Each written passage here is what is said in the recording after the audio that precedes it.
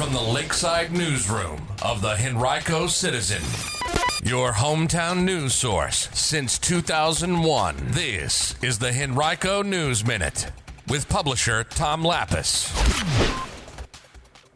The Henrico School Board adopts a budget for the coming fiscal year. We'll tell you about it in today's Henrico News Minute. It's Friday, February 28, 2025. We're going up to a high of 60 under sunny skies today.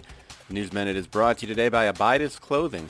And now for the news. At its meeting yesterday, the Henrico School Board approved its recommended budget for the coming fiscal year, which begins July 1st. It would give all staff members a 6% raise and also offer raises between a total of 13.8% and 19.3% to instructional assistants and other support staffers. Those raises first were announced earlier this week during a joint press conference between County Manager John Vitulkas and School System Superintendent Amy Cashwell. Overall, the budget totals $914 million, a $33 million increase from last year. The minimum wage for staff members would increase from $15.76 an hour to $16.33 an hour. School officials are expecting about $57 million more in state aid in the coming fiscal year than in the current one. The budget would add 7 more school security officers to open campus-style middle and high schools and 5 more school counselors division-wide. You can read much more about the budget proposal from our Report for America education reporter Leanna Hardy right now on our website, henricocitizen.com. Well, since its launch last March, the Henrico CARES program has been able to provide Henrico County Public School students with more than 100 free teletherapy appointments and about 300 mental health care appointments, according to school system leaders. The program is the school system's new 5-year mental health care plan. It has partnered with Hazel Health, a teletherapy service, to offer free short-term therapy to any high school student. The school system also partnered with Care Solace, a mental health care coordination website, to help students, staff, and families find mental health professionals in the area.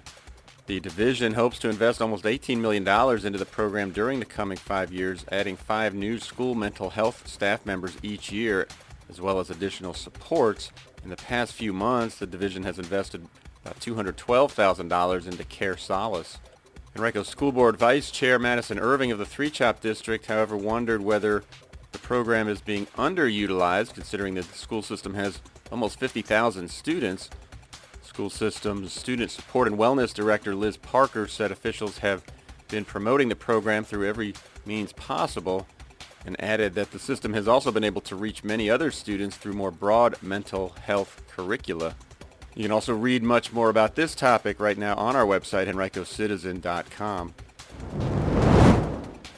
Virginia lawmakers have advanced a bipartisan prison education reform bill, but Senate revisions altered its original scope.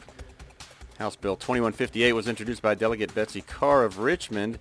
It mandated the Department of Corrections to implement a consistent education system across its facilities. The original bill required the DOC to implement functional literacy, secondary and post-secondary education programs in all state prisons, along with other provisions, but a Senate substitute scaled back those mandates and proposed a task force to study future actions. You can read much more about this issue right now on our website, henricocitizen.com, from our partners at the Capital News Service. The Richmond Home and Garden Show returns to Henrico's Richmond Raceway Complex this weekend, actually beginning today. It is one of the events you'll find in this week's edition of the Weekend Top 5. You can find that right now on our website, henricocitizen.com. It's a list of 5 great things happening all throughout the county today, tomorrow, and Sunday.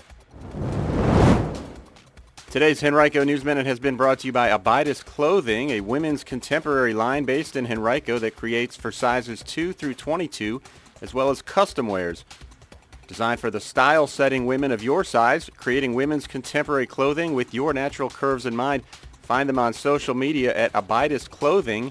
That's ABYDIS Clothing.